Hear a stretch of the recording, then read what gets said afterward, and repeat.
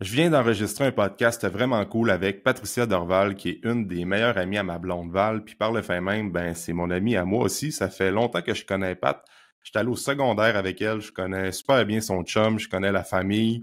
Puis c'était vraiment cool de faire un podcast avec quelqu'un que je connais bien comme ça. Donc, de quoi on parle dans l'épisode cette semaine?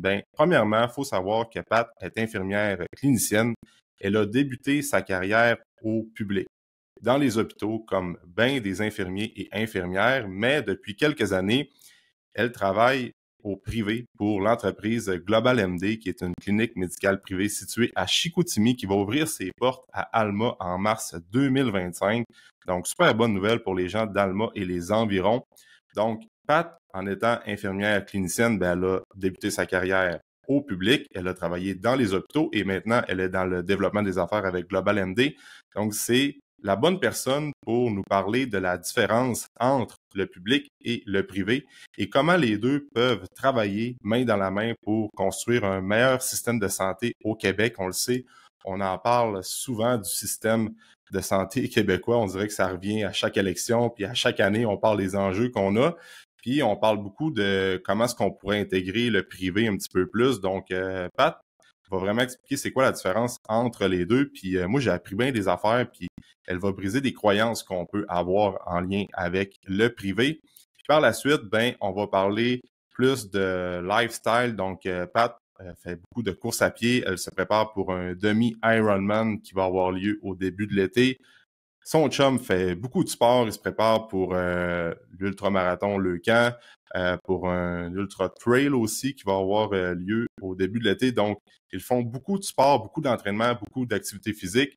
Les deux travaillent, ils ont des jobs, des bonnes jobs, là, sont occupés comme tout le monde qui écoute le podcast. Puis, ils ont deux enfants en bas âge au travers de tout ça. Fait qu'ils ont une réalité comme bien des familles ont. On est occupé, on veut s'entraîner, on a les enfants. Fait que c'était cool d'entendre Pat sur c'est quoi son truc pour prioriser ses entraînements dans la semaine, des trucs par rapport au meal prep aussi. Puis c'était quoi le mindset qu'elle a eu lorsqu'elle a recommencé à s'entraîner suite à 2 grossesses. Fait qu'on parle de ça vers la fin du podcast. Donc, j'espère que tu vas apprécier la conversation que j'ai eue avec Pat parce que moi, j'ai adoré faire ce podcast-là. C'était vraiment cool. Et je te souhaite une bonne écoute.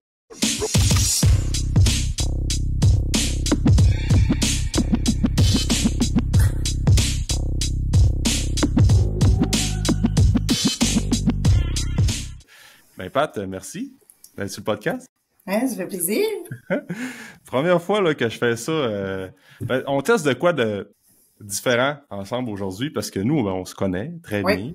Puis, tu connais, t'es une des meilleures amies à Val, ma blonde, tout ça. Fait que je connais tout votre parcours. Puis, le monde qui écoute le podcast, probablement qu'ils te connaissent pas. Fait que là, je veux, Pat... first thing first, t'es infirmière clinicienne, right? Tu travailles présentement pour Global MD. Oui. Mais tu as travaillé aussi au public. Exact. En médecine publique, là, comme on connaît dans le réseau public. Fait que j'aimerais ça que tu prennes quand même le temps d'expliquer ton background, Pat, parce que tu es une fille très sportive. Tu as fait de la natation quand tu étais plus jeune. Là, présentement, tu te prépares pour un demi-Ironman. Fait que tu t'entraînes beaucoup. Tu es une mom, tu as 2 jeunes enfants. Vous faites beaucoup de sport. Vous êtes très occupés. Tu as un gros travail. Puis là, j'aimerais ça que tu prennes le temps de t'expliquer un peu c'est quoi ton parcours, mettons, académique. Comment est-ce que tu as eu un intérêt pour aller vers la sphère de la médecine, puis aussi comment est-ce que tu es venu à passer du public vers le privé, c'est quoi tes motivations en arrière de tout ça. Puis après ça, on rentrera un petit peu plus en détail sur c'est quoi ta vision, comment tu vois ça, toi, la différence entre le public, le privé, puis où est-ce que ça s'en va, tout ça, avec tout ce qu'on connaît avec le système de santé actuel au Québec. On fait juste jaser de ça chaque année, chaque élection, puis on dirait qu'on n'a jamais de solution finale avec...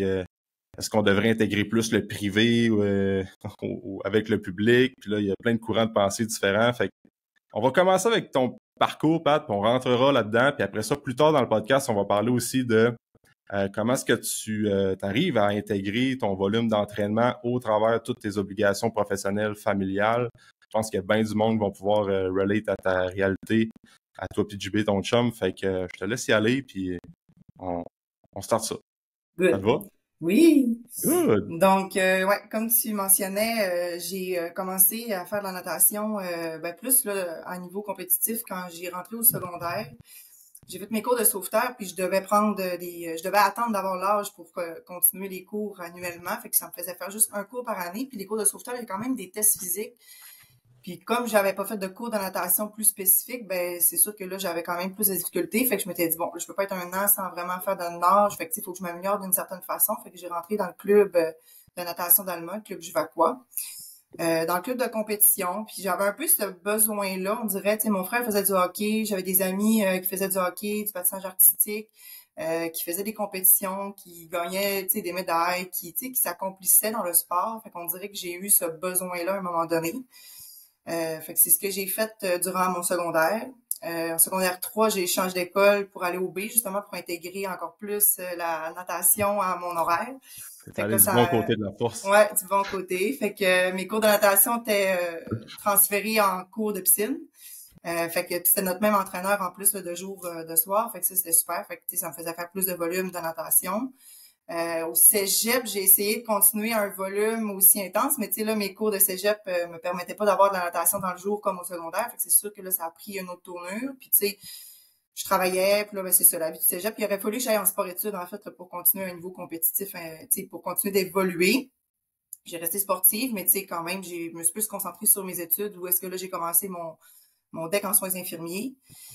Après mon DEC, j'ai décidé d'aller faire mon université à l'Université Laval. J'avais besoin de partir de la région. J'avais envie d'explorer un peu plus les hôpitaux aussi là, à l'extérieur. Fait que, tu sais, ici, à Alma, ben, c'est un bel hôpital, mais les soins critiques, ça reste quand même à petite échelle. Fait que j'avais envie d'aller explorer un peu plus là, au niveau du travail, tu sais, d'avoir des départements qui étaient stimulants. Fait que, tu sais, à Québec, j'ai travaillé en traumato, en cardiologie, l'unité coronarienne. Tu sais, on avait les grands brûlés aussi. Fait que, tu sais, beaucoup de soins spécialisés qui nous apportent une expérience qui est super enrichissante. Le fait d'être loin, ben là, c'est sûr que là, ça apporte une dimension qui est différente parce que nous, tu sais, toute notre famille était ici au lac. Fait que nous, on avait dans la tête de revenir. On savait pas quand. Pendant mes années d'université, c'est là où est-ce que j'ai tombé sédentaire. Ouais. Fait que je m'entraînais, mais vraiment pas de façon régulière. J'ai été très absorbée par le travail, les études. Fait que tu sais, le bac à temps plein plus travailler à l'hôpital, ça a quand même demandé un step. C'était la première fois qu'on habitait en appartement aussi. Fait que tu lâches le nid familial. Fait que tu sais, trouver une routine. On descendait encore beaucoup au lac aussi là, à la fin de semaine. Fait que tu sais, c'était plus rendu une priorité, puis je dirais même que je m'étais vraiment tannée aussi de l'entraînement. Là. J'avais atteint une limite, tu sais, je travaillais à la piscine, je m'entraînais à la piscine, fait que moi, j'étais dans l'eau minimum une fois par jour, tous les jours. Fait que, tu sais, ça l'a amené, je pense, à un niveau là, que j'étais rendue vraiment tannée. Tu sais, je savais que si je voulais garder un bon niveau, ben il fallait que je mette un volume d'heures qui était proportionnel et exponentiel. Fait que ça m'a vraiment un peu, c'est ça, là, à un moment donné, là, j'ai atteint une limite. J'essayais quand même de rester active. Tu sais, je marchais pour aller à l'université, on faisait du vélo.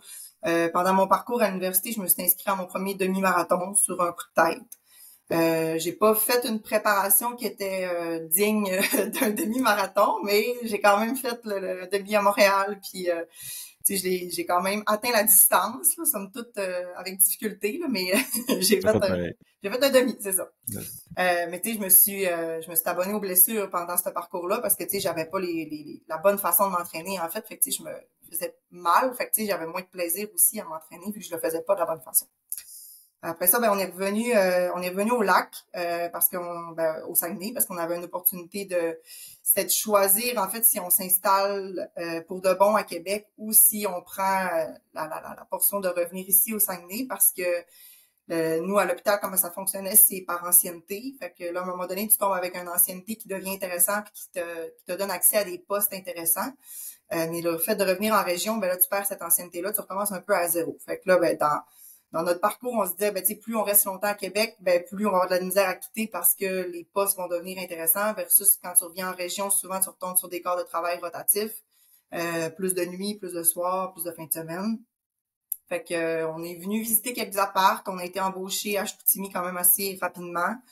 Puis on avait aussi quand même le goût de revenir proche de nos familles. Nous, on voulait aussi commencer à penser à avoir une famille. Fait qu'on se disait, bon, ben, tu sais, on va revenir pour s'installer puis éventuellement créer tout ça.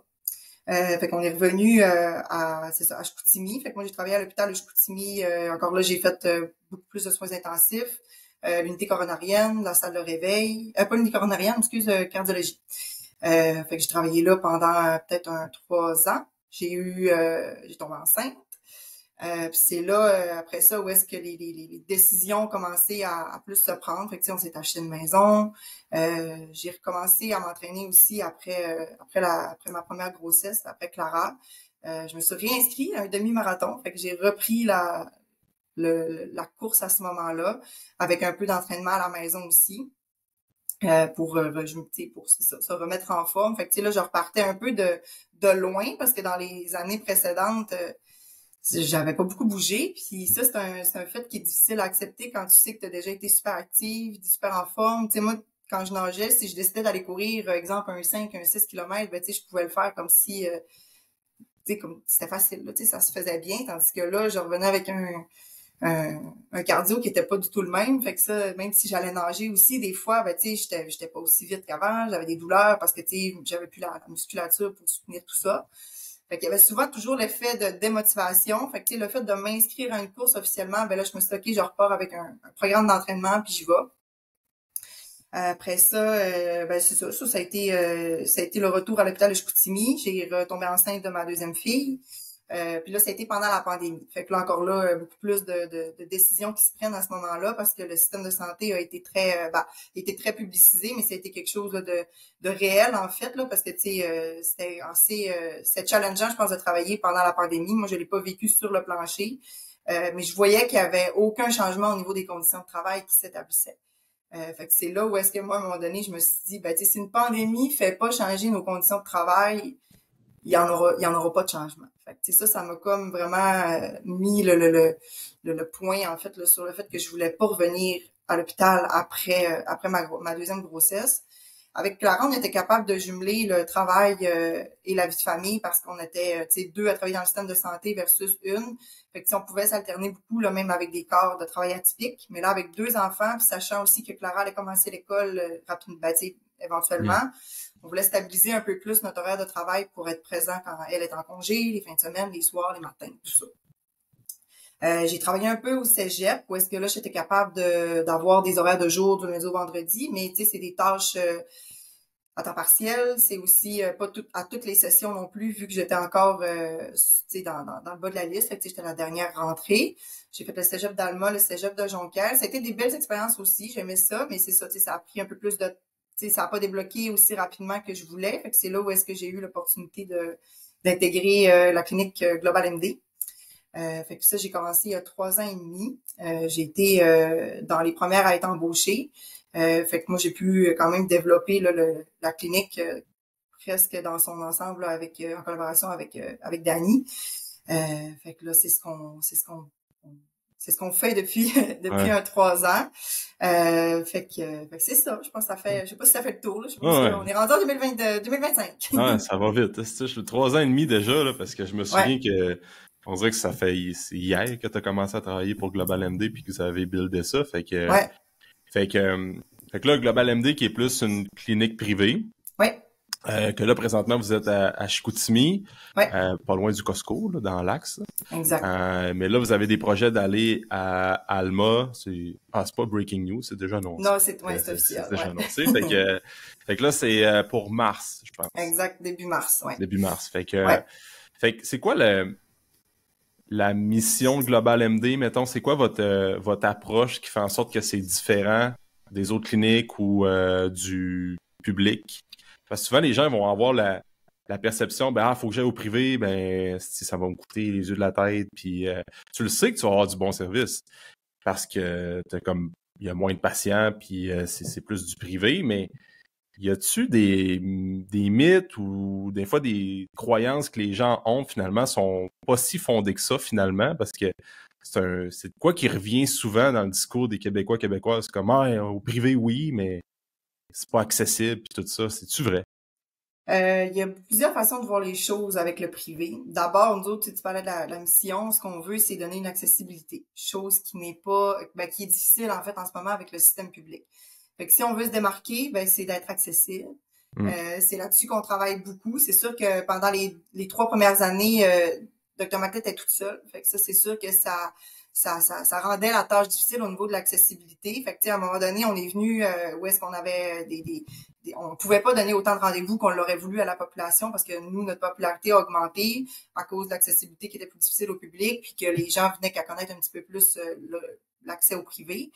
Là, on est content parce qu'on a une équipe beaucoup plus diversifiée, donc beaucoup plus de médecins, beaucoup plus d'IPS, plein d'infirmières aussi qui peuvent faire des rendez-vous là, avec des ordonnances collectives ou même selon les besoins. Donc, l'accessibilité pour nous est très, très, très important, puis on essaie de se démarquer par rapport à ça. On sait qu'on a encore de l'avance parce que le public l'accessibilité au public changera pas demain matin du tout au tout, là, même si on essaie de mettre des mesures en place. Mais on veut que on soit pas seulement le choix de dernier recours. Fait que, souvent, ça va être la première façon qu'on va découvrir le privé. Ça veut dire que ça fait plusieurs mois, plusieurs semaines qu'on se bute à essayer d'avoir un rendez-vous avec notre médecin de famille, avec le CLSC, avec le GAP. On y arrive pas. Fait que là, on se dit, bon, ben là, j'aurai pas le choix, il va falloir que j'aille au privé. Fait que là, des fois, les gens, ils rentrent un peu à contre-cœur dans la clinique parce qu'ils ont à, puis ça, on le comprend, parce qu'ils ont à débourser, ils ont à payer des frais. Puis nous, le système de facturation avec le privé, c'est parce que les médecins ne sont plus affiliés à la RAMQ. La RAMQ, qui est le régime d'assurance québécois, là, des Québécois. Donc, les médecins ne peuvent pas facturer leur service à la RAMQ vu qu'ils sont désaffiliés. Donc, nous, cette facture-là, ben, on la fait aux patients. C'est pour ça qu'on charge. Ouais, exactement. C'est la différence. Ouais. OK. Fait que c'est là où est-ce que nous, on va chercher nos gains. Fait que, les tarifs sont sur un service que nous, on se rend. Fait que là, dans la mentalité des Québécois, ce qui est tout à fait normal, c'est que normalement, on a accès à un système gratuit. Fait que c'est sûr que ça va à contre-courant quand on se dit, ben non, il faut que j'aille payer pour mes frais de santé. Là, après ça, il y a plusieurs façons de le voir parce que si on prend, exemple, une famille qui ont un jeune enfant qui ont une otite, l'otite du jeune enfant se débute en pleine nuit, commence à faire de la fièvre. Un des deux parents doit prendre congé, doit s'en aller à l'urgence s'il n'est pas capable d'avoir un rendez-vous médical rapidement. Passe 12 heures à l'urgence et plus, des fois. Puis tu sais, ça a la conséquence de manquer du travail, aussi d'impacter notre journée, là, parce que tu sais, un enfant assis à l'urgence avec un parent toute la journée, ça a ses conséquences aussi. Fait que là, c'est la dualité entre mon temps versus l'argent. Tu sais, dans les deux cas, tu le payes d'une certaine façon. Fait que tu sais, ta journée, tu vas la payer parce que tu vas l'avoir manqué, tu vas avoir manqué du travail. Ou si tu n'as pas manqué de travail, tu vas passer une journée épouvantable là, parce que tu sais, tout le monde va être fatigué, tout le monde va être brûlé. Fait que tu sais, irritabilité pendant plusieurs jours par après. Fait que tu sais, rendu là, c'est un choix. Nous, on n'est pas un service essentiel, on est secondaire au système. Fait que tu sais, quand les gens sont prêts à venir puis qu'ils viennent, tu sais, de façon volontaire, on a une très belle réception parce qu'on est là pour aider. Tu sais, c'est quelque chose de plus. Puis nous, ben, on donne aussi un accès au système de santé publique. On travaille en collaboration avec le système de santé publique. Nos laboratoires, par exemple, nous, si on fait des prises de sang ou si on réfère à faire des prises de sang, ben, les gens vont retourner au public. La radiographie qu'on va prescrire, ça va être directement avec le public. Si on a des à prescrire, pas prescrire, mais à faire des demandes pour voir un consultant, par exemple un neurologue, ça va être avec le public. Fait que tu sais, on est égalitaire aux médecins de famille qu'on irait rencontrer, puis les prescriptions qu'on fait, la plupart du temps, sont gratuites, puis sont référées avec le système public. Fait que, tu sais, la tarification qu'on a, c'est pour rencontrer le médecin ou rencontrer l'infirmière. Il y a d'autres services qui sont possibles à la clinique, mais là, c'est selon ce que le patient choisit de faire. Nous, on va plus loin, puis on pousse un peu plus loin en voulant englober le patient dans sa santé, donc en lui offrant encore plus. Une prise en charge qui est complète. Puis là, encore là, ben, c'est à lui de voir s'il a envie de s'offrir cette prise en charge-là. Au même titre que des fois, ben, on va se payer des services chez la coiffeuse. Ben, on aime notre coiffeuse, on se fidélise avec notre coiffeuse, puis on va la voir pendant plusieurs années. Puis elle va nous conseiller, des fois, ça va être pour une petite coiffure une semaine. Après ça, ouais, OK, on y va pour la totale. Ben là, c'est la même chose aussi à la clinique. Nous, on essaie de fidéliser en offrant un service membre. Donc, le patient peut choisir son médecin ou son IPS. Il va avoir une infirmière aussi attitrée au dossier qui, elle, va coordonner les rendez-vous, les suivis, les besoins du patient, les appels. Fait que, au travers de nos services payants, on essaie d'offrir beaucoup d'accessibilité, beaucoup de gratuité aussi, le plus qu'on peut. Fait que, de donner qu'est-ce que le patient a besoin. On aide beaucoup le patient à comprendre aussi parce que des fois, on parlait tu nommais s'il y avait des mythes. Des fois, les gens vont avoir eu leur référence. C'est tantôt, je nommais exemple l'urologue. Tu sais, je suis allée voir mon médecin de famille au public, il m'a prescrit, il m'a fait une demande pour aller voir l'urologue parce que j'ai un problème urinaire. Mais c'est long, je suis pas rappelée, puis là mon problème me dérange, puis tu sais j'ai envie d'avoir de voir mon médecin rapidement. J'appelle chez Global MD pour qu'il me refasse une requête pour aller voir un urologue. À ce moment-là, nous on sert absolument à rien. Ça c'est un rendez-vous qui tu sais les agents souvent vont le détecter au téléphone, mais on pourra pas venir en aide aux patients parce que on a le même système pour aller vers les spécialistes. Que tu bypasseras pas le public. Non, qu'on soit au public ou au privé, on a le même système, c'est le CRDS, donc la demande va à la même place, va être priorisée de la même façon. On ne pourra pas faire accélérer la demande. La seule façon que la demande pourrait être accélérée, c'est s'il y a eu une évolution au niveau des symptômes, puis la priorité a changé. Donc, exemple, il y a eu un nouveau symptôme, quelque chose qui a vraiment perturbé l'état de santé, puis ça fait en sorte que la priorité, au lieu, exemple, d'être C, va devenir une priorité B. Là, le médecin pourrait réviser la demande puis la réenvoyer, mais ça aurait pu être fait aussi par le médecin public, c'est exactement la même chose. Okay. Ça, c'est un des mythes. Des fois, l'urgence des patients n'est pas l'urgence d'un rendez-vous que nous, on pourrait leur offrir non plus. Par exemple, ça peut faire plusieurs semaines que le patient il essaie d'avoir un rendez-vous pour son renouvellement de permis SAAC, par exemple. Puis là, il arrive pas, le CLC fait pas. Puis là, il a le choix entre aller payer sa consultation chez nous ou d'aller s'asseoir à l'urgence. Ou est-ce que là, même à l'urgence, des fois, ça peut même arriver qu'il lui demande de quitter parce que c'est pas une raison de consultation d'urgence. À ce moment-là, nous, le patient, il arrive. Là, moi, mon permis SAAC, il était chu, il me reste même pas une semaine. J'ai absolument besoin d'un rendez-vous cette semaine, sinon, ça fonctionnera pas. Nous, c'est sûr que si on a de la place, on va le placer, puis c'est correct. Mais on a quand même une priorité de rendez-vous au niveau des urgences. Le renouvellement d'un permis SAAC, ça n'en est pas une. Pour le patient, par contre, on comprend que ça en est une. On voudrait lui offrir rapidement, mais on peut pas. On a d'autres ressources. Bon, là, la ressource qu'on a par rapport à ça, c'est d'aviser le patient que nous, on a un délai de rendez-vous, exemple, dans 2 semaines, ce qui est quand même raisonnable pour un renouvellement de permis SAAC.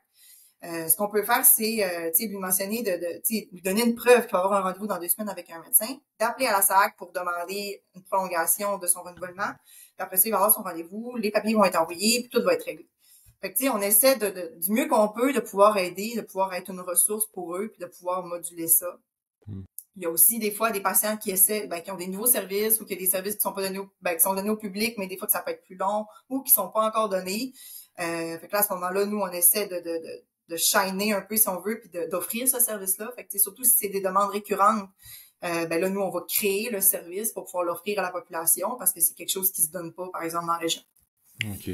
C'est cool, ça. Mais mettons, tu disais plutôt que tu t'en vas rencontrer, tu fais une consultation avec le médecin, puis tu vas payer ta consultation avec le doc, mais mettons, lui, il va te référer pour une radiographie ou une prise de sang, mais la prise de sang va être couverte par la RAMQ. Dans le fond, tu payeras pas pour la prise de sang en soi, puis la radio. Parce que tu t'en vas aux États-Unis, payer pour une radio, c'est fucking cher, là. Ouais. Et tu payes ta consulte plus l'acte de radiographie. Fait que quelqu'un qui va aller rencontrer au privé, tu vas passer, la liste d'attente va être moins chargée, tu vas avoir un rendez-vous plus vite. Tu vas pouvoir rencontrer le spécialiste, tu vas avoir la prescription qui va se faire au public, mais tu payeras pas l'acte. L'acte. En fait, tu payeras pas la prise de sang ou la radio ou le service que tu vas aller demander à l'hôpital. Oui, mettons qu'on décortique. C'est bon de savoir ça. Oui, parce que tu sais, nous en plus, le service de radiologie est au 2e étage de notre clinique. Donc, ça, c'est le service de c'est la radiologie du Saguenay. Donc, eux, on peut appliquer la RAMQ. Donc, nous, on fait la requête, le patient monte les marches, en va au 2e étage, passer sa radiographie, c'est du son rendez-vous. 24 à 48 heures plus tard, nous, on reçoit la radiographie, on peut donner les résultats au patient. Prise de sang, même chose. Si on a à payer, parce que nous, on offre le service de prise de sang à la clinique avec les infirmières, si le patient décide de le faire à la clinique, il va payer l'acte que l'infirmière va faire le geste. Donc, il va payer un 30 $ de technique. Ouais. Mais l'analyse de ces prises de sang, nous, il y a un transporteur qui vient pour venir chercher les prises de sang, les envoyer au laboratoire de Chicoutimi. Donc là, c'est la RAMQ qui est appliquée. Donc, tu sais, si à l'inverse, c'est un patient qui n'a pas de RAMQ, là, lui, il a des frais à payer pour ses analyses de prise de sang. Fait que, c'est exemple, il y a eu, une formule sanguine complète, un bilan de santé complet. Bref, il y aura plusieurs analyses. Là, la facture pourrait monter à 200-300 $ pour l'analyse de ces prises de sang. Mais si on est RAMQ, ces frais-là, on les paie pas. Ouais, c'est ça. C'est bon de le savoir, je pense. Ouais. Souvent, le monde va penser que ils vont sortir avec un bill de 800-900$ pour avoir eu une consulte puis une analyse sanguine, une analyse de prise de sang pour un problème X. Puis, nous, on les nomme, nos prix aussi aux patients, ils sont affichés, ils sont divulgués. Puis, des fois, la demande du patient va demander plus de frais pour X raisons, si ça demande une évaluation, une révision du dossier, si ça arrive dans certains cas au niveau des assurances. Fait que là, à ce moment-là, ça peut arriver que le médecin ait besoin de charger une tarification horaire, mais on le propose au patient, puis lui, il va nous l'accepter. Fait que, on se cache pas dans le coin pour dire, OK, oui, là, il va sortir avec une facture. Nous, on facture pas non plus à la minute. Donc, le temps de consultation est dédié à 30 minutes pour le patient. À son arrivée, il va avoir une première consultation avec l'infirmière qui, elle, va commencer à faire un screen du patient. Donc, déjà, le patient va commencer à rassembler ses idées, commencer à nommer certains symptômes. L'infirmière, elle va aussi cadrer la rencontre qui va suivre avec le médecin, c'est-à-dire que si le patient arrive avec plusieurs éléments à parler avec le médecin, ben, elle va essayer de prioriser avec lui, pour qu'on puisse respecter le temps du rendez-vous.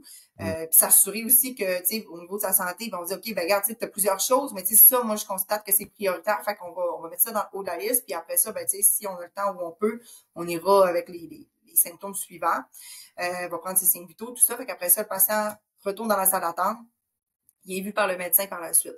Fait que, la rencontre, le roulement, on est capable d'y aller aux 30 minutes. Il rencontre 2 professionnels. Des fois, il va même aller se rasseoir avec l'infirmière après avoir vu le médecin pour soit un enseignement ou finaliser ses prises de sang ou aller, faire d'autres techniques qui pourraient être nécessaires selon ses demandes.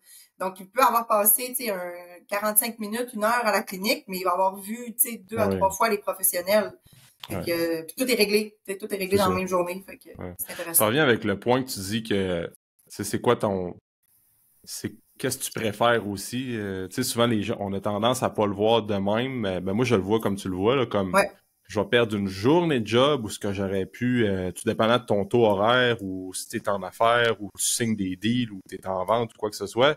Mais souvent, tu regardes les 2 côtés de la médaille, tu te rends compte que t'es plus gagnant justement d'aller payer une consultation. Un peu comme nous autres, on a une femme de ménage, on se dit on va être plus payant, on va faire un peu moins de ménage, on va payer pour faire notre ménage, mais on va rentabiliser ça ailleurs. Fait que Puis aussi le point que ça va te coûter moi des fois c'est comme ça va te coûter combien aller faire ton esthétique, les cheveux, le monde vont se faire tatouer, vont se faire ci, vont se faire ça, mais Christy, ta santé, ta barnache, là, tu devrais jamais. Parce qu'on est tellement habitué de pas payer pour la santé, mais tu te rends compte que quand tu perds la santé, tu es malade, pendant une couple de semaines, une couple de mois, t'es comme, moi, je vais payer à Christy ma consultation pour prévenir, puis pas tomber malade, parce que c'est le plus beau trésor qu'on peut avoir, la santé. Puis souvent, quand ça va bien, puis qu'on est habitué à avoir des frais gratuits, pas payés, parce qu'on est chanceux au Québec d'une certaine manière pour pas payer. Moi, je suis allé me faire opérer l'épaule l'année passée, ça m'a coûté $0. C'est sûr, je le paye en contribution pareil, mais on est quand même chanceux, là. Fait que bref, il y a comme toute cette mentalité-là qui existe depuis que c'est mis au monde. Là. Je me rappelle plus dans quelle année, c'est quoi, les années 60 que c'est venu. Je sais même pas, je peux même pas te dire. C'est de changer notre mindset par rapport à ça. Je pense que c'est une des grosses jobs qu'il y a, je pense, c'est changer la perception que les Québécoises ont par rapport à notre santé. C'est notre responsabilité aussi d'une certaine manière, puis d'arrêter de se fier sur le public à un moment donné. Moi je vais rebondir sur ton mot, la responsabilité, c'est ce que je voulais mentionner, c'est que nous, au privé, on n'a pas le choix de responsabiliser les patients parce que on n'est pas RAMQ, donc on n'est pas, on n'est pas son médecin de famille RAMQ, donc si le patient veut qu'on le rappelle pour faire ses suivis, il faut qu'il s'engage avec nous à vouloir avoir des suivis. Donc là, c'est là où est-ce qu'il devient membre. Mais s'il est pas membre, puis le patient, il rappelle pas pour avoir son suivi dans 6 mois ou dans 4 mois, nous autres, on le rappelle pas. Fait que, on mise beaucoup sur cette responsabilisation-là de la santé parce qu'on a l'impression que notre santé, elle appartient au public, elle appartient au médecin. C'est mon médecin qui va me rappeler quand il a besoin, c'est mon médecin qui va m'appeler pour mon bilan annuel. Alors, il m'a pas appelé, bon, ben, parfait, j'y vais pas. Mais, c'est pas ça qu'on fait. Puis, moi, je fais beaucoup le parallèle avec mes patients avec une voiture. Tu sais, ta voiture, là, tu vas avoir noté ton kilométrage pour ton changement d'huile. Fais un petit bruit, oh là, t'as peu, OK, je vais être attentif, c'est qu'est-ce qui se passe, OK, oui, non, ça n'a pas passé, parfait, je vais le rentrer au garage, je vais m'assurer que ce problème-là ne devienne pas un plus gros problème, puis que là, il vient pas briser, parce que là, j'ai pas envie d'avoir une facture qui est plus grosse. Puis, j'arrive chez le médecin, chez le garagiste, finalement, il me dit, ouais, finalement, j'ai découvert, il y a 3-4 problèmes, est-ce que finalement, tu échanges tout de suite? ouais, je pourrais attendre, mais finalement, si j'attends, je sais que ça pourrait être dangereux pour ma conduite.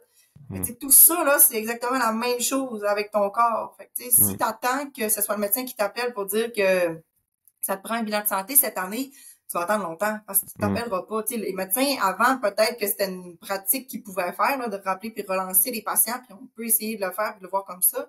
Mais si on n'est pas dans une boucle où est-ce que quelqu'un prend ça en charge, là, c'est-à-dire, souvent, c'est avec des maladies chroniques, quand tu as un suivi, exemple, à la clinique des lipides, ton médecin il va te relancer. Mais ça peut arriver que des fois, le nom, il tombe en bas de la pile, ou bien que peu importe, là, il n'a pas rentré dans le calendrier pour le prochain suivi, il n'est pas rappelé.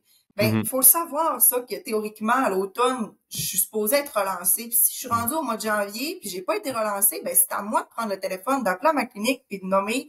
Je serais supposée avoir un rendez-vous avec mon professionnel. J'ai pas été relancée à l'automne. Est-ce que c'est normal? Est-ce que je dois prendre moi-même mon rendez-vous? Ah, ben oui, c'est vrai. Regardez, on va prendre le rendez-vous tout de suite. Allez faire vos prises de sang. On se rencontre telle date, tata. Se responsabiliser, c'est hyper important parce que c'est pas les autres qui vont le faire à notre place. Il faut prendre action sur nous-mêmes, puis s'assurer qu'on fait les bonnes décisions. Ah ouais, 100%. C'est ça. Tu sais, c'est comme... J'ai écouté un podcast l'autre fois là, que le gars, il parlait de mindset puis tout ça, puis il disait les circonstances devraient do not change responsibility, dans le sens que les circonstances ne devraient jamais changer nos responsabilités qu'on a envers nous-mêmes. Puis souvent, c'est comme souvent ça qu'on va dire ah ben je voulais le faire mais ça c'est arrivé, mais je travaille trop, mais mais ça il y a tout le temps des circonstances pour pas prendre responsabilité, mais la règle d'or qu'on devrait s'imposer dans n'importe quelle sphère de notre vie, c'est que les circonstances ne devraient jamais impacter la responsabilité qu'on a envers notre famille, envers notre chum, notre blonde, notre santé, puis moi, je le répète souvent, mais tu sais, à un moment donné, je l'ai dit plutôt, si tu te fies sur les autres, sur le gouvernement du Québec, ou bien le gouvernement du Canada, ou ci ou ça, malgré qu'ils font bien leur possible, là, c'est pas un podcast de politique, mais si tu attends tout le temps après les autres pour prendre responsabilité de ton corps, tu vas attendre longtemps, Christy, là. Fait que, à un moment donné, c'est l'exemple du char, là. Comme tu dis. Fait que, bref. La question qui tue, Pat. Sens-tu que, en tant que, tu sais, parce que quand tu es infirmière, tu as un background, t'évolues là-dedans, puis tu as comme un besoin, probablement, tu me corrigeras si je me trompe, mais d'aider les gens. Tu sais, quand tu es dans le domaine de la santé, souvent tu as un why qui est comme je veux aider les gens. Sens-tu que t'aides plus les gens au privé ou au public? J'ai pas le même rôle. Parce que dans le fond, c'est sûr, parce que tu sais, je pense que tu as déjà fait un podcast là-dessus, là, sur la première ligne, là, avec un de tes amis. Puis, fait que tu sais, il y a différents niveaux quand on travaille dans le système de la santé. Fait que tu sais, la première ligne, la deuxième ligne. Moi, quand je travaillais à l'hôpital, j'étais en deuxième ligne. Donc, j'étais avec des patients qui étaient hospitalisés. Fait que tu sais, mon impact au niveau des patients à ce niveau-là était différente aussi dépendamment du département où est-ce que je travaillais. Par exemple, en soins critiques, je travaillais avec des patients intubés, avec des patients que je ne parle pas. Puis, le patient est en phase critique dans son épisode de soins. C'est pas là où est-ce qu'on commence à aborder les changements d'habitude de vie, puis tu sais, la réhabilitation, l'enseignement, tout ça. Fait que tu sais, on est vraiment plus dans la gestion de crise, dans la gestion de la douleur, tu sais, dans l'épisode aigu. Mais tu sais, à l'inverse, j'ai travaillé en cardiologie, par exemple, où est-ce que là, j'avais à faire des enseignements de départ avec des patients qui avaient eu, exemple, des infarctus. Ben là, je vais y aller un petit peu plus dans la promotion de la santé, tu sais, à expliquer, qu'est-ce qu'il doit faire, tu sais, pour éviter de revenir. Mais encore là, le patient, tu sais, il est assis sur son lit d'hôpital, sur le coin de partir, tu sais, ça fait quelques jours qu'il est à l'hôpital. Fait que la réception du changement des habitudes de vie se fait pas nécessairement là non plus. Tu sais, c'est pas là qu'on a un gros... il va y avoir peut-être un petit reality check, là, mais tu sais, c'est pas là où est-ce qu'il va y avoir un gros impact, puis où est-ce que, tu sais, je vais... C'est en ouverture, puis c'est ça. Quand j'ai rentré chez Global, tu sais, là, je rentre en première ligne, en médecine de famille, où est-ce que là, tu sais, on a des discussions, des échanges avec les patients, où est-ce que là, l'espace pour les confronter, si on veut, ou aborder justement certains changements, là, c'est bien, là, c'est la bonne place. En plus, nous, ben, on se donne du temps pour parler avec nos patients. Fait que, on n'a pas un 10 minutes top chrono, puis OK, tu me parles juste de ça, puis on part. Je vais dire que, nous, les infirmières, on a le beau rôle là-dedans, puis en fait, c'est notre rôle de faire de la prévention et de la promotion. Quand on fait le questionnaire avec nos patients en début de rencontre, on les questionne sur les habitudes de vie. Donc, est-ce que vous fumez? Est-ce que vous prenez de l'alcool? C'est quoi la consommation? La fréquence? On les pèse aussi. On fait leur prise de tension artérielle. Fait que, on peut rebondir sur certaines choses, puis des fois, il va commencer à avoir une ouverture. Puis nous, ben, on essaie aussi de s'immiscer là-dedans. Fait que, quand on leur demande combien de cigarettes qu'ils fument, bon, ben, est-ce que la consommation a augmenté? Est-ce qu'elle a diminué dans les dernières années? Puis là, c'est le temps d'appliquer certains conseils, certains messages, puis des fois, c'est eux-mêmes qui vont commencer à nous le dire. Ouais, là, j'ai augmenté, là, j'aimerais ça, diminuer un peu ma consommation, Bon, ben là, nous, on peut leur donner des ressources. Parfait, donc voici qu'est-ce que vous pouvez faire. Ça peut être ici, ça peut être avec un autre professionnel aussi. Des fois, si c'est par rapport à la perte ou la prise de poids, ben on peut dire, OK, ben s'ils sont sédentaires, on va peut-être vous orienter vers un kinésiologue qui pourra commencer un programme d'entraînement qui est plus adapté puis qui va le faire pour que ça soit progressif. Si au niveau alimentaire, ben nous, on a certaines bases qu'on est capable d'appliquer. On peut regarder un journal alimentaire, voir certains conseils. Quand ça devient plus précis, beaucoup plus spécifique, on va les orienter vers la nutritionniste. Fait que, on a un rôle très, de collaboration, mais je veux dire aussi de coordonner, en fait, qu'est-ce que le patient a besoin, de miser là-dessus. Puis des fois, ben, on va leur offrir une deuxième rencontre. Ça, ben, si vous voulez qu'on aborde ça, ben, on pourrait se revoir. Si jamais on voit qu'on n'a pas assez de temps dans notre journée pour le faire à ce moment-là. Mais on essaie beaucoup de miser là-dessus puis de pouvoir appliquer notre prévention, notre promotion. On essaie de le faire aussi en appliquant nous-mêmes les conseils qu'on donne aux patients. Puis ça, c'est là où est-ce que j'ai repris beaucoup plus conscience, je pense, là, des habitudes de vie. Parce qu'à tous les jours, j'étais confrontée à poser cette question-là aux patients, puis à leur dire, ben, tu sais, là, ben, à décortiquer, puis ils me disaient, bon, ben, j'ai pas le temps de le faire, Là, ben, moi, est-ce que je suis capable de le faire puis d'appliquer les bonnes habitudes de vie au travers de mon, tu sais, fait que là, est-ce que j'embarque avec eux puis je leur dis, ouais, c'est vrai, je vous comprends, moi aussi, c'est difficile, de la misère à l'accepter. Là, on changera pas ni un ni l'autre. Tandis que si moi, de mon côté, je sais que je suis capable de m'entraîner avec la famille, avec le rythme de vie qu'on a, puis il me dit, ben, j'ai pas le temps, ben, je vais dire, bullshit. Pas vrai, bullshit. Fait que, tu sais, puis là, ben, dépendamment de la réception du patient, parce que, tu sais, on n'est pas là non plus juste pour les confronter puis les rentrer dedans, mais tu sais, on commence à initier un message puis dire, bah, ben, je comprends, c'est vrai, la réalité est difficile, mais tu sais, des fois, il faut prioriser certaines affaires, puis on s'est rendu compte que des fois, on a, tu sais, pas juste moi, là, mais tu sais, plusieurs professionnels, ben, on dit un petit quelque chose qui fait allumer une petite lumière, puis hop, il vient nous dire des fois quelques mois ou quelques semaines plus tard, hey, finalement, là, ça m'a vraiment fait tu sais, j'ai compris quelque chose, là, je veux faire ce changement-là, je veux aller vers là. Fait que, c'est déjà, mais juste d'en parler puis de, tu sais, donner le message à plusieurs reprises. Tu sais, des fois, puis on en parle beaucoup aussi entre collègues. Tu sais, un patient, exemple, qui rentre dans notre bureau puis qui sent la cigarette. Est-ce que j'y pose la question ou j'y demande combien de cigarettes il fume? Ouais, c'est ça. Parce que, tu sais, des fois, d'aller à, tu sais, d'être assez audacieux puis de dire combien de cigarettes sans qu'il m'ait dit qu'il a fumé, là, il va se dire, ah, pourquoi? Tu sais, pourquoi tu sais que je suis pareil? Ah, ben, parce que ça sent, tu sais. Puis ça va sentir pour le deuxième puis le troisième patient qui va rentrer dans mon bureau aussi, parce que, tu sais, c'est des fois, la consommation est tellement importante que, tu sais, c'est ça, là. Fait que, tu sais, lui, s'est-tu rendu compte qu'il dégageait autant, tu sais, fait que, tu sais, des fois, c'est d'aller avec un peu plus d'impact pour les faire réaliser que, tu sais, ça peut avoir un enjeu, là, finalement, plus tard, tu sais. Ben, c'est la différence entre être bon puis gentil, là, dans le sens que si t'es gentil puis tu veux pas sans dire confronter les gens, mais c'est tout le temps dans la meilleure intention aussi que tu fais ça, tu sais. Comme, être bon, c'est comme big. Ben là, big. Tu sens la cigarette, puis je t'ai même pas posé la question que tu sentais la cigarette, j'ai directement posé la question combien que t'en fumes par jour. Fait que le but dans tout ça, c'est de te faire réaliser que la cigarette, c'est de l'estimement pour ta santé, puis tu devrais arrêter parce que je veux que tu sois en meilleure santé puis que tu vives plus longtemps. Fait. Gentil, ben c'est comme, ben je veux pas trop le choquer, je sais qu'il va continuer à fumer, mais je m'en sac, fait que ben regarde, fume-en moins puis on s'en reparlera le prochain mois. Tu sais, t'as pas vraiment d'impact sur la personne, là, fait que tu sais, au final, ma question t'es peut-être mal formulée, c'est plus au privé. C'est plus en première ligne, puis t'as plus le rôle d'un coach, parce que c'est vrai que au public, si tu t'aides les gens tabarnache, là, quand t'es en train de gauler un chiffre de 18 heures ou ce que là, t'aides tout le monde en même temps, c'est juste peut-être d'une manière différente. Là, comme, c'est l'impact, c'est ça, je pense, qui va changer, tout dépendamment de l'épisode de soins. Parce que, tu sais, on est là, puis tu sais, des fois, on va pouvoir aborder certaines choses au niveau de la santé, mais ils sont pas dans le meilleur, tu sais, on parle Pas dans les meilleures circonstances. Ben, c'est ça, tu sais, de diffuser un message. Si tu veux que le message soit, qui se rétentionne au niveau du patient, ben, c'est pas dans son lit d'hôpital quand il dort pas de la nuit puis qu'il est en douleur à 7 sur 10 sur le Dilodit qu'il va catcher qu'il faut qu'il arrête de fumer. Tu sais, c'est pas là que ça va mieux passer, tu sais. Au contraire, il va être en craving, il va être en manque, il va être irritable, tu sais, c'est pas là qu'il faut aborder les habitudes de vie, c'est vraiment en première ligne où est-ce que là, on est en prévention. On a tendance à être beaucoup plus dans le curatif aussi, tu sais, puis tout dépendamment de ce que les patients vont rechercher. Tu sais, nous, les patients, ils arrivent dans notre bureau, puis ce qu'ils veulent, c'est un traitement, un médicament, tu sais, une solution miracle.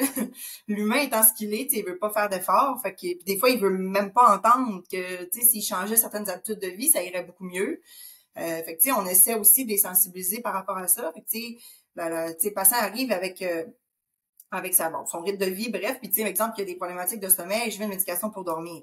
C'est sûr que nous, de notre compréhension, on sait que, tu sais, idéalement, il faut qu'il dorme bien pour être capable de changer des habitudes. Fait que ça peut arriver que, ça va arriver la plupart du temps qu'on va prescrire justement cette médication pour dormir là. Mais en arrière de ça, si on ne nomme pas le message que, tu sais, ça, c'est un signal d'alerte. Tu sais, si tu as besoin d'une médication pour dormir en ce moment, c'est parce qu'il y a une problématique au niveau de ton sommeil. Et tu es prêt à l'adresser, ça, et tu es prêt à voir, tu sais, jusqu'où. Fait que, tu sais, nous, on leur parle la routine du sommeil. Tu sais, on le voit, là, tu sais, les patients, tu sais, moi, je leur dis, là, prenez la photo, là, tu sais, là, ça, tu sais, éviter les écrans, tu sais, avoir une routine, tu sais, de pas manger trop tard, de se mettre au lit, c'est comme un enfant. Là, ben, tu sais, puis par 2 fois, des fois, je leur dis, prenez-le en photo, parce que, tu sais, je leur dis de le prendre, puis ils le font même pas. Fait que, tu sais, puis ce qu'ils attendent, c'est leur prescription avec le médecin. Puis, tu sais, nous, c'est ce rôle-là que, tu sais, c'est intéressant, parce que, tu sais, le médecin, lui, c'est sûr que l'attente avec le patient, ça va être qu'il ait sa prescription. Mais avec moi, il n'aura pas sa prescription. C'est pas moi qui y fait. Donc, je peux aller justement, tu sais, intensifier mon message puis nommer d'autres aspects pour qu'il dise, tu sais, pour qu'il réalise certaines choses. Après ça, ben, il retourne dans la salle d'attente. Puis là, ben, le message, il fait son chemin. Puis après ça, ben, il prendra sa décision. Au final, ça lui revient. Mais, tu sais, au moins, il y aura eu de l'information à savoir, ben, tu sais, ça, là, tu sais, c'est, ça, tu sais, ta prescription pour, ta pilule pour dormir, ben, tu sais, elle a une conséquence, tu sais, à long terme. Ouais. Ça doit être challengeant en tabarnache parce que j'ai déjà, en tout cas, je parlais d'un fois avec des médecins de famille qui veulent changer, mettons, vraiment les habitudes, ou ben des infirmières cliniciennes, ou ben des super infirmières. Oui, les IPS. Oui, IPS. OK. Qu'est-ce que ça veut dire IPS, en fond? Infirmière praticienne spécialisée. OK, c'est ça. Ouais. Ça, t'es-tu IPS, Pat? Non, clinicienne, oui, c'est ça. Les IPS, ils ont fait des études supérieures. Oui, c'est ça. Ils sont allés faire une maîtrise spécialisée. Ils se spécialisent en première ligne, en santé mentale ou en deuxième ligne s'ils travaillent à l'hôpital, dépendamment. C'est ça. Mais, en tout cas, je disais que ça doit être tough versus un rôle de coach, parce que, mettons, nous autres, la différence, quand les gens viennent au gym, rencontrer un coach, avoir un plan d'entraînement, tu t'attends à changer des habitudes. Tu sais, la majorité des gens, mettons qu'on va dire, ben voici ce que tu devrais faire pour les 2 prochaines semaines, ils payent pour ce service-là, ils s'attendent à ça. Mais il y a beaucoup de monde dans le système de santé, médecins, tout ça, qui trouvent ça challengeant en tabarnache que la personne, elle vient pour de l'aide, mais il y a comme une barrière puis un écran de fumée qui se crée. C'est comme, moi, je veux juste avoir une Christie de pilule. Tu aurais bien beau me dire ce que tu veux, je veux juste avoir une pilule, mais ça réglera jamais le problème à la source. Non. On dirait que moi, ça me challengerait tellement. je capoterais. Je suis pas un grainaire. Fait que je pense que je suis pas dans un bureau de médecin, mais moi, j'en ai parlé à des gens qui ça les trouvaient ça tellement tough, mais en même temps, qu'est-ce que tu veux faire, Estiche? La personne, elle veut juste ça. Fait que là, tu y donnes. Tu sais que tu régleras pas son problème. Puis là, ben, c'est une roue qui tourne, aussi. Fait que. Oui. En tout cas, c'est comme. Le processus. Pas de réponse à ça. Je sais pas. Je non, dis ça, pas. Mais le processus de changement est long.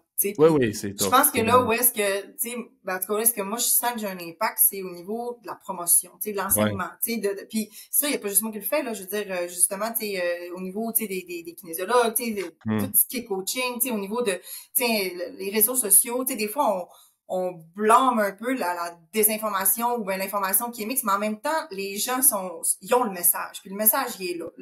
Là, est-ce que le message il est bien reçu, là, ça, c'est une autre affaire, mais au moins, il y en a, tu sais, qui vont aller chercher de l'aide avec un professionnel, puis ils vont aller, tu sais, plus loin, puis avoir une bonne ressource. mais plus le message va être nommé, puis plus les gens vont comprendre. Puis tu sais, nous on part de loin des fois avec des patients qui viennent, puis tu sais, comme je disais tantôt, nous on les questionne, je leur demande s'ils ont des antécédents médicaux, ils me disent non, moi j'ai pas d'antécédents, je suis pas malade, j'ai rien.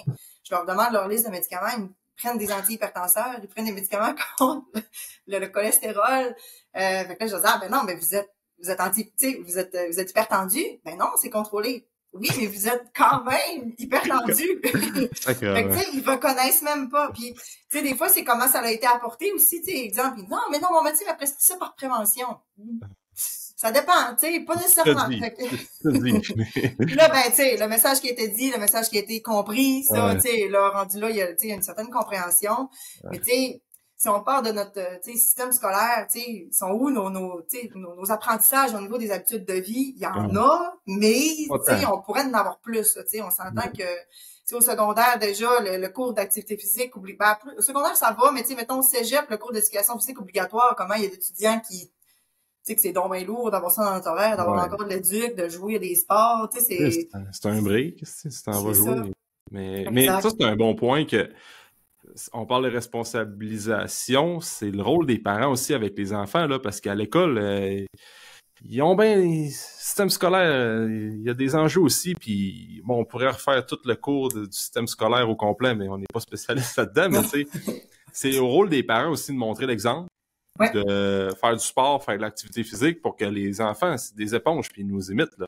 Fait que, tu sais, à matin, je mangeais du steak puis des cocos, puis Léo, elle m'a quasiment pas piqué une crise, m'a dit, moi aussi, je veux du steak dans son assiette, tu sais, à 3 ans et demi, mais j'ai jamais forcé à dire, toi, tu vas manger du steak puis des noix au déjeuner, ma petite fille de 2-3 ans. C'est juste qu'elle nous imite, puis on est un peu leur idole, les autres, fait qu'ils font comme nous, on fait, tu sais, fait que là, je dis pas de donner du steak à vos enfants au déjeuner, normalement, je fais mes affaires, mais c'est elle qui me le demande, fait que je suis comme Chanta, mais elle mange pas du steak au matin, là, c'est juste qu'elle matin, mais tu sais, je pense que c'est notre rôle. Oui, oui. Puis justement, je veux qu'on jump là-dessus, Pat. C'est quoi? Bon, parce que là, tu te considères-tu entrepreneur, Pat, ou bien entrepreneur, ou bien... parce que tu règles pas mal, tu gères pas mal une grosse partie de Global MD, fait que sans mettre un mot sur entrepreneur, mais tu gères pas mal l'affaire, right? Oui.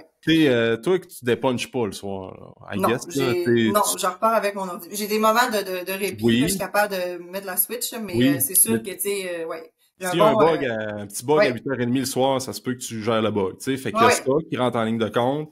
Il y a ton chum qui travaille aussi. Vous avez deux jeunes enfants à bas âge.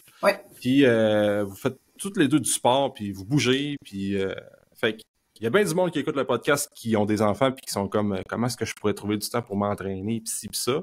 J'aimerais ça savoir c'est quoi tes trucs, mettons, comment est-ce que tu priorise ton temps pour faire du sport, puis c'est quoi ta réalité en tant que môme, intra-entrepreneur qui travaille beaucoup, s'entraîne beaucoup, peut passer du temps avec tes filles, parce que c'est important, l'aspect famille puis tout. C'est quoi tes enjeux, puis comment est-ce que tu surmontes tout ça pour trouver du temps pour toi?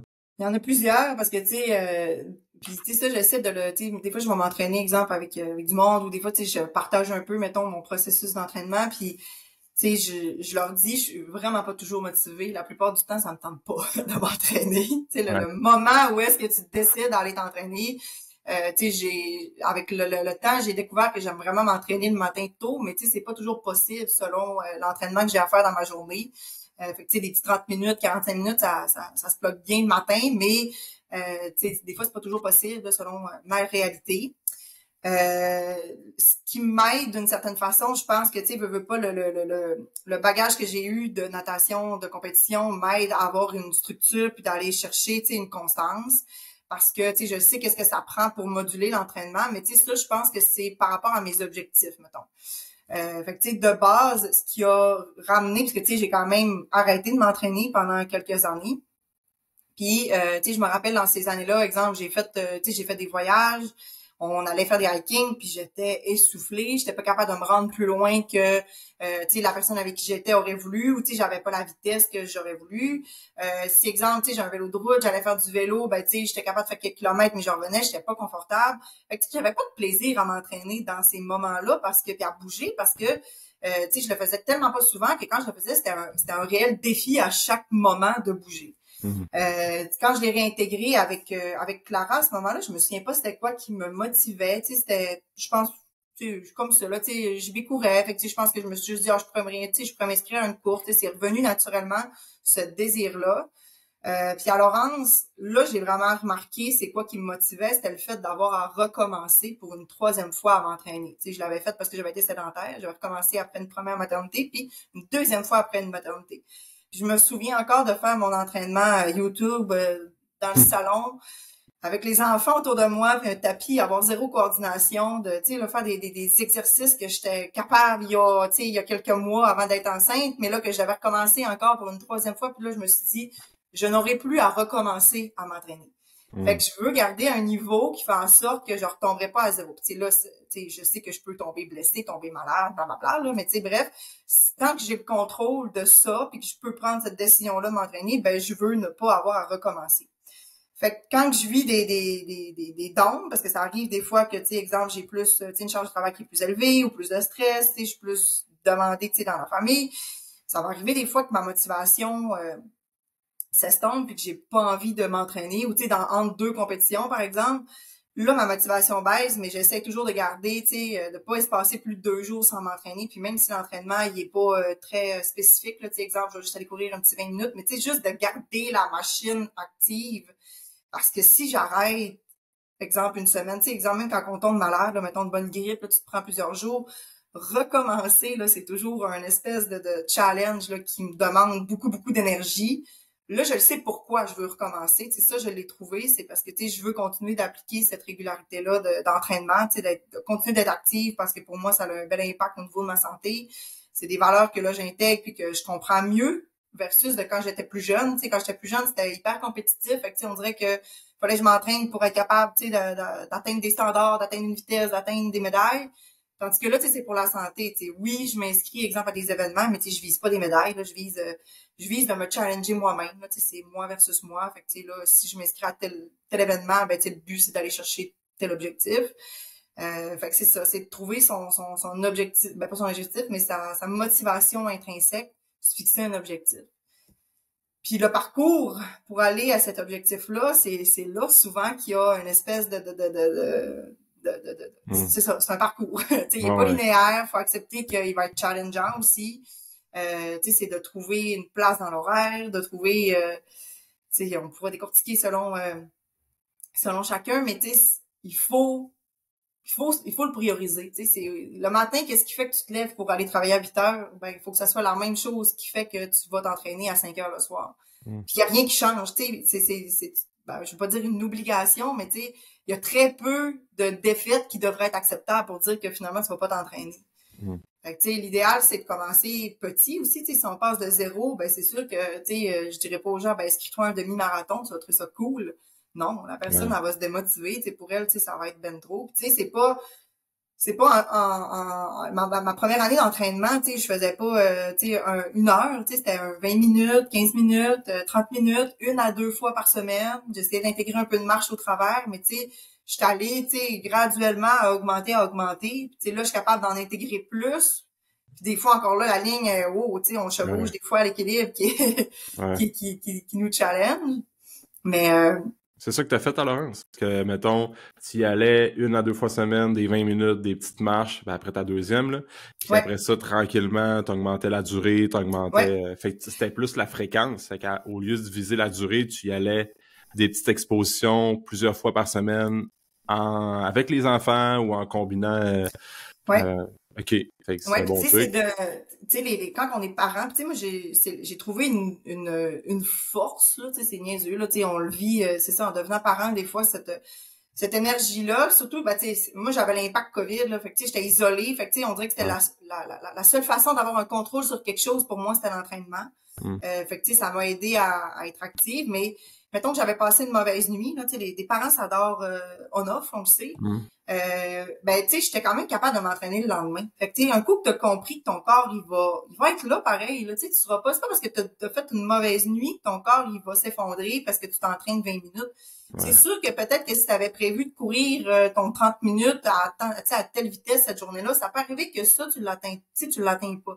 Mais tu sais, si on reprend le concept de rester constant, c'est-à-dire que je devais m'entraîner cette journée-là, puis je le fais quand même si je le fais en étant moins en forme, ben c'est là que la constance s'applique. C'est même si j'ai pas toutes les capacités pour faire un bon entraînement, mais si je fais un entraînement, ben il va y avoir un processus physiologique qui s'installe puis qui va faire en sorte que ça va te faire continuer puis ça va te faire progresser quand même. Là, c'est ça, c'est de garder le momentum, c'est un truc qu'on parle pas. Je pense qu'on parle pas assez souvent là, des fois sur les réseaux sociaux, whatever, mais tu sais, juste le fait de faire ce que tu fais c'est un 20 minutes, c'est un 20 minutes. T'es allé, c'est un 15 minutes d'entraînement, ben c'est un 15 minutes d'entraînement, mais l'effet momentum de cumuler plusieurs séances consécutives puis de garder le cap là-dessus, tu te rends compte que ça fait 8-9 mois que tu fais pas des entraînements, c'est pas toujours des entraînements super performants ou ce que tu es au top de ta forme, mais ça fait 8-9 mois que tu bouges régulièrement chaque jour. Puis j'aime ça, l'aspect, ça c'est quand même fucking bon, là, comme de éviter de recommencer. Là. Parce que ça, là, c'est bien du monde vivent ça parce qu'ils commencent à s'entraîner au mois de janvier, puis ils recommencent après l'été parce qu'ils ont laissé ça aller. Ils recommencent après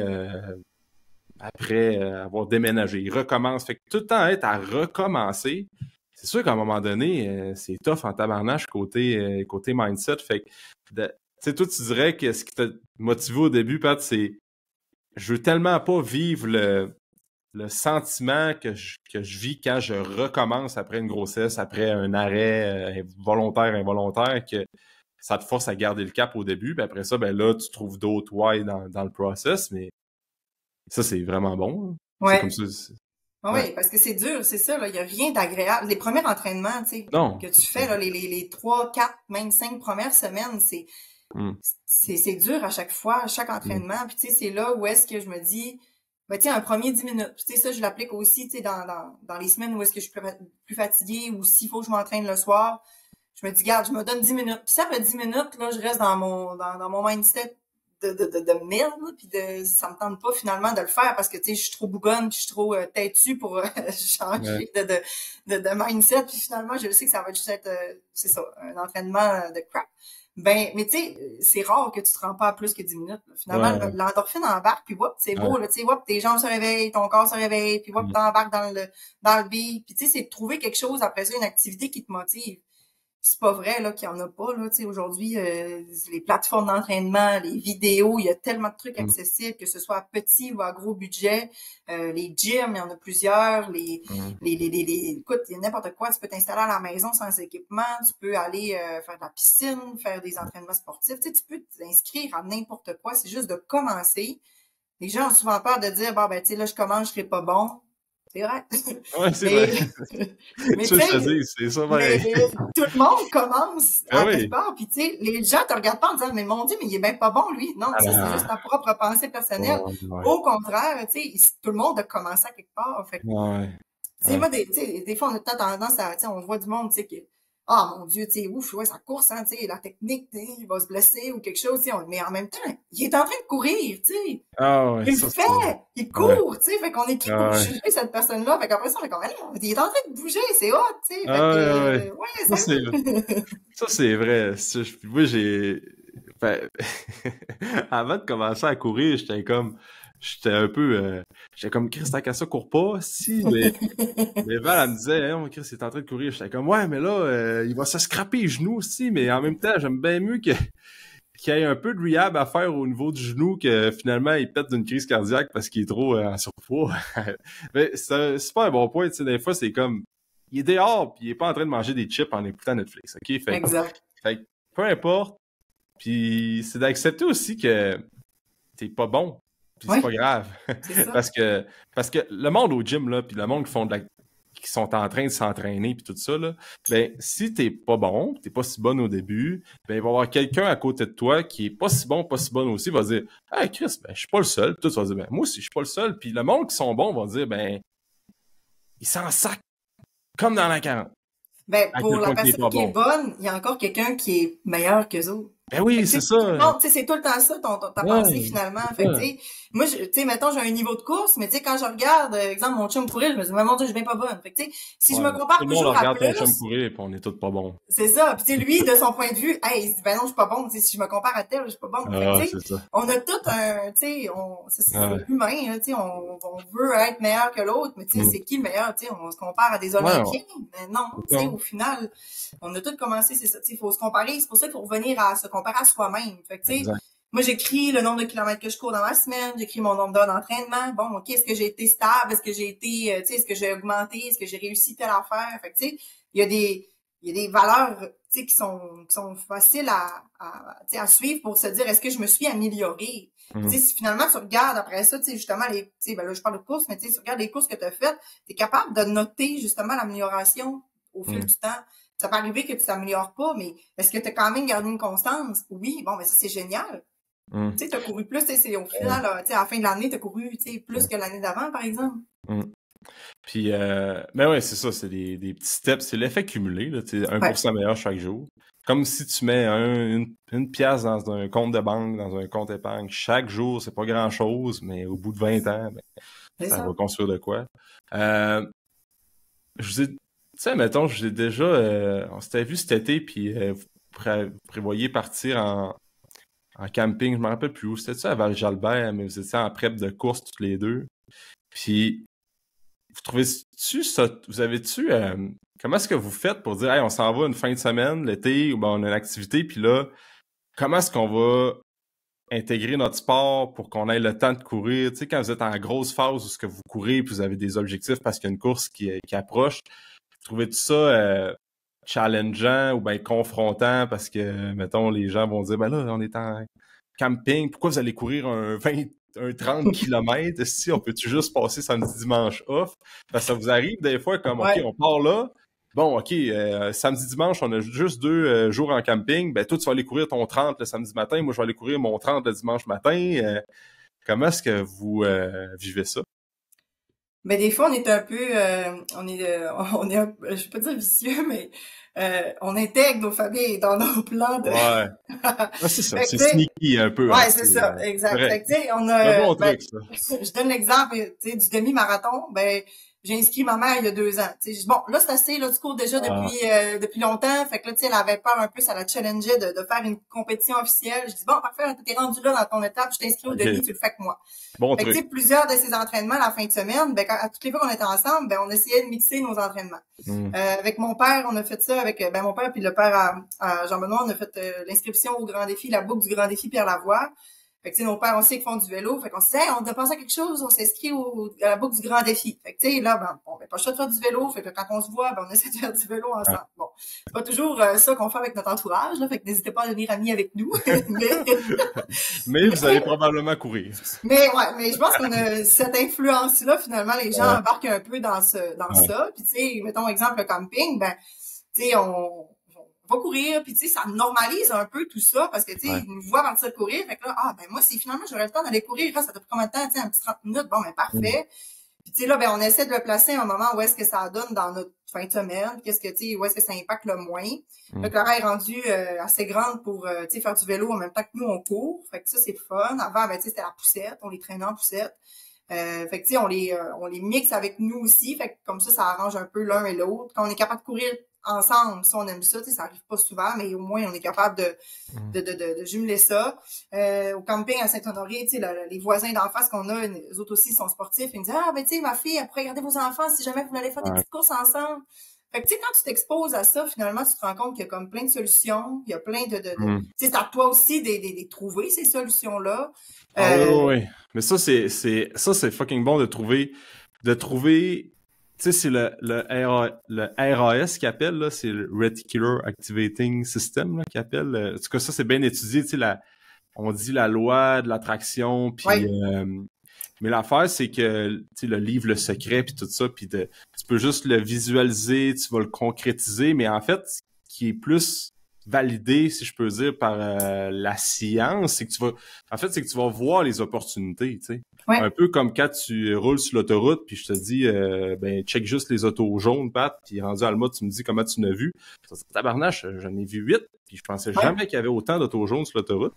Puis je te pose la question, tu n'as vu combien des autos rouges? Je sais pas en tout. Tu m'as dit de mettre mon attention juste sur les autos jaunes. Fait que quelqu'un qui fait du sport puis qui inculque ça régulièrement, c'est que tu vas voir les opportunités. Tu vas dire, ah, stiche, on pourrait aller courir, tel pourrait garder les kits pendant ce que nous autres, on va faire un petit gym, on va...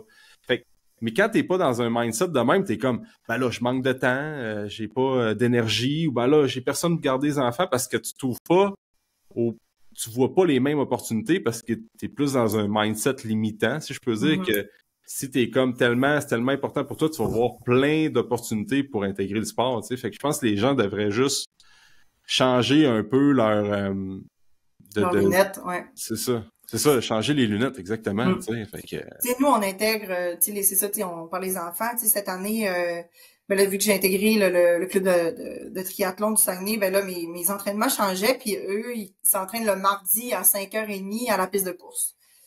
Fait que là, puis le coach, lui, sa fille a l'âge à ma fille, puis ils sont dans la même école, ils étaient dans la même classe l'année passée, ils sont bien amis. Fait que, tu sais, pour lui, ça l'avantageait si Clara pouvait venir. Fait qu'il nous a comme proposé un peu ça, puis en même temps, ben on l'a proposé aux autres parents.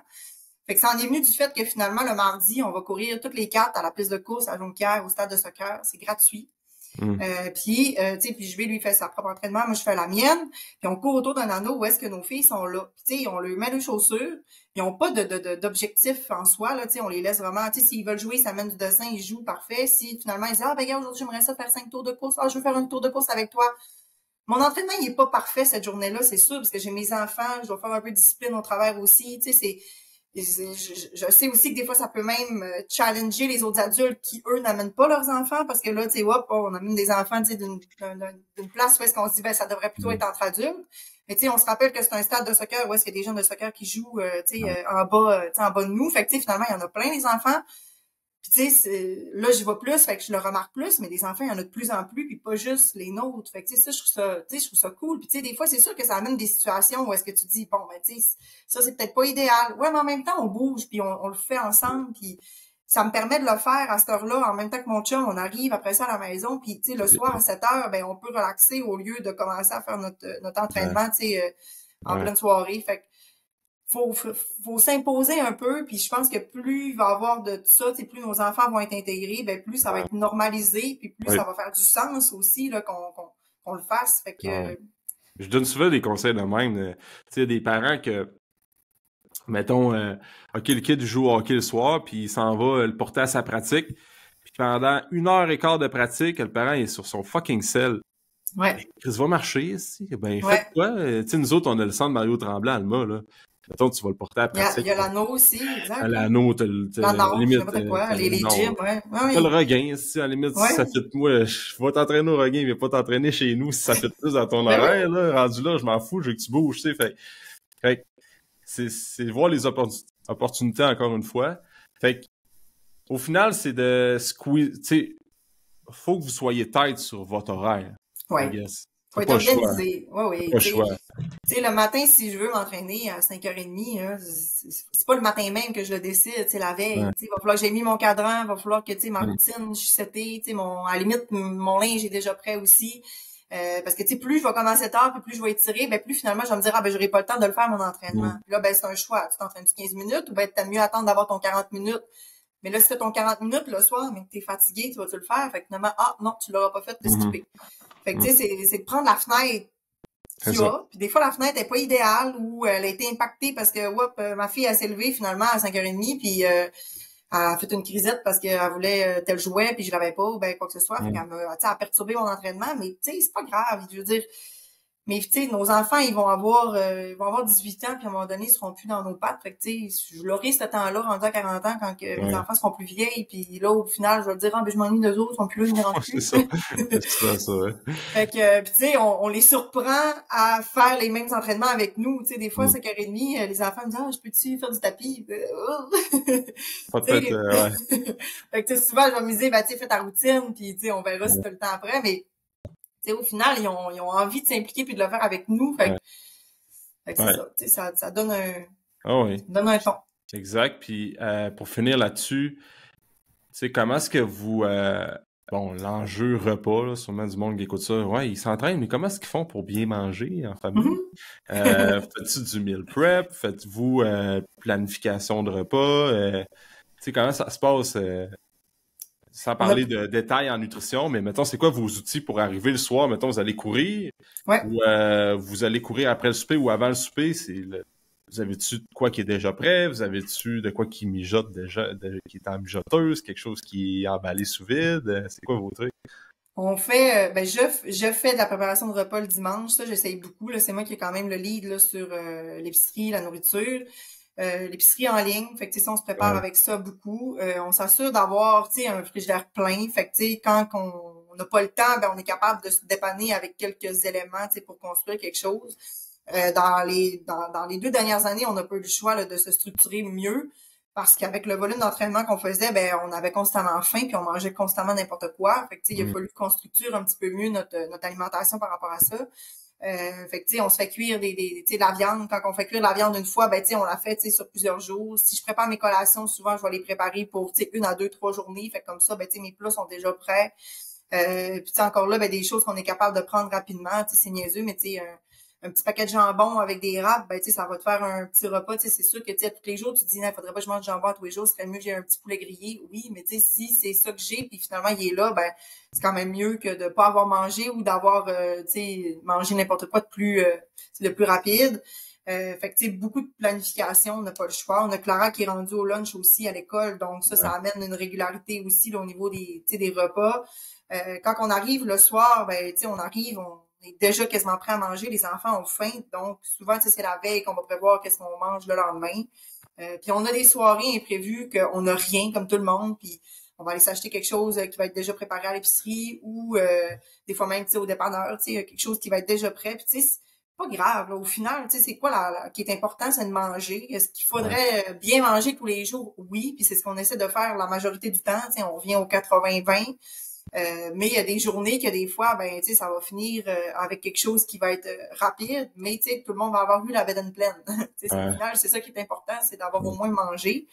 Puis après ça, ben, on va se dire, ouais, ben là, tu sais, j'étais moins organisé. Mais tu sais, on n'a pas le choix de, c'est ça, préparer des choses d'avance parce que sinon, on va être beaucoup plus sur le réflexe d'aller chercher quelque chose de déjà préparé. Puis c'est quelque chose qu'on aime moins aussi au final parce que ça coûte plus cher. Puis tu sais, ça nous apporte pas qu'est-ce qui est, tu sais, c'est pas aussi délicieux pour nous là, tu sais, dans le sens, tu sais, même au goût, on aime moins ça là. Fait qu'au final, on aime mieux cuisiner nous-mêmes. Mais tu sais, des cannes de thon dans le garde-manger, tu sais, des choses qui peuvent se décongeler rapidement aussi, tu sais, du saumon fumé par exemple, tu sais, des petites viandes qui se cuisent super vite, puis des légumes congelés aussi qu'on peut faire cuire au micro-ondes ou dans le poêlon. Fait que, tu sais, des fois, on part de rien, là. Tu sais, l'autre jour, on est revenu, justement, de l'entraînement. Il était 5h30, non, 6h30. On n'avait absolument rien. J'ai dit à JB, arrête-moi au dépanneur. J'ai acheté une pièce de viande, tu sais, des petites longes de porc. Tu sais, ça se cuit en 5 minutes dans le poêlon. J'ai fait réchauffer ça avec des légumes congelés à côté, puis on avait déjà du riz. Ben, le temps qu'on aille se laver, le souper était prêt. Ah oui.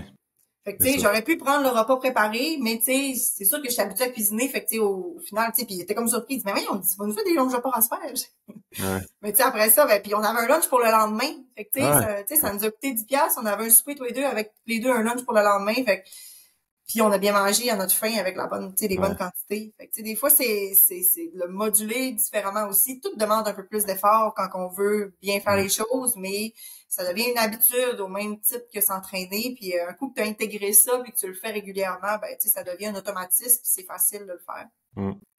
Ouais, 100%. Exact. Faut pas viser la perfection parce que on n'est pas des robots, là. Fait que... Non. Puis, tu sais, c'est le fun aussi, des fois, de manger une pizza, tu sais. On peut avoir ce plaisir-là de pouvoir manger quelque chose de sucré, manger quelque chose de plus gras, ou, tu sais, faut respecter ces envies-là aussi, dans un sens, là. Mais, c'est ça, c'est de s'assurer, tu sais, dans la semaine, tu sais, tu refais une revue, tu te dis, bon, ben, tu sais, j'ai mangé combien de fois au restaurant, si c'était la majorité de tes repas, tu sais, dîner, souper, ou même le déjeuner, tu sais, là, OK, ouais, là, faudrait que je revoie peut-être un peu ma structure. Mais tu sais, si ça a été, tu sais, une ou deux fois par exception, parce que, puis il y a une réunion qui s'est rajoutée, puis ça a fait en sorte qu'on est arrivé plus tard, ben, tu sais, au final, tu sais, ça a-tu un si gros impact? Non, c'est ça. 80-20, on en parle souvent, mais c'est quand même vrai, là, dans le sens que, tu sais, de temps en temps, ça arrive à tout le monde, puis c'est pas grave, là. Exact. Hey, good! Fait qu'on a fait le tour. Je savais que ça allait durer plus qu'une heure, mais c'est pas grave. On a fait un beau wrap-up de tout ça. Pour terminer, Pat, il y a Global MD qui s'en vient à Alma. Oui. Pour mars. Vous allez être situé... Quelle adresse? C'est 310 avenue du Pont-Nord. Donc, c'est les mêmes locaux que la clinique dentaire Fortin. On est ici au rez-de-chaussée, la porte indépendante, c'est rue de la Gare, je pense, qui est à côté. Ouais. Donc, c'est ça, on commence. L'ouverture des horaires n'est pas faite encore. Là, on est là-dessus là, sur planifier notre ouverture des horaires pour planifier les premiers rendez-vous. On ouvre à petite échelle, dans le sens que ça n'aura pas le même gros volume que à Chicoutimi pour l'instant, vu qu'on va avoir notre PS, Émilie Baron, qui va commencer les activités à Chicoutimi. Mais tout dépendamment des professionnels qui vont intégrer l'équipe là, dans la prochaine année, là, ben, ça risque de prendre un volume qui devient intéressant aussi, mais on va essayer de donner le plus d'accès qu'on peut là, pour les gens là, du bas du lac. C'est-tu la première? Y a-t-il une clinique privée médicale à Alma? Non, c'est la première. Ah! Oui. Ah oui, tabarnache. Ouais, c'est au Saguenay même, tu sais, Dolbeau, Saint-Fé, je pense pas non plus qu'il y en ait. Bon, ça va répondre à un besoin au lac, ça c'est sûr. Fait que, cool. Fait que, merci Pat d'avoir été là. Ben, merci de ton invitation. Cool. Puis, ben là, je te dis, des fois je dis où est-ce que les gens peuvent te suivre, mais tu sais, toi tu fais... On peut te suivre chez Global MD. Non, mais c'est vrai, tu sais, on publie quand même beaucoup de conseils. On essaie aussi de... Vous êtes actif sur les réseaux sociaux? Ouais, on essaie d'aller aussi dans les événements sportifs. Fait qu'on veut, tu sais, motiver notre clientèle à aller à nous suivre là-dedans. Fait que, tu sais, exemple, le grand défi, tu sais, vous êtes présent dans les... Ouais. Mais t'es-tu encore ambassadrice pour le 10 de cœur? Oui, cette année, on se fait encore une équipe. Fait que s'il y en a qui veulent faire un premier 5 km de marche, 5 km de course, 10 km de course, c'est possible. Ouais, ben... mai. Début mai, hein? Oui. Ouais, ben... Bon, fait que là, on va être début février, mars, avril, mai. On est là. Si commencer à courir, c'est le bon moment. Ouais. Commence à courir. Bon, fait que, mais de toute manière, je vais mettre les liens là, pour avoir le lien vers les réseaux sociaux de Global MD dans la description du podcast. Fait que les gens vont pouvoir cliquer là-dessus puis se booker un rendez-vous avec vous autres. Good. Merci, Pat. Merci, bye.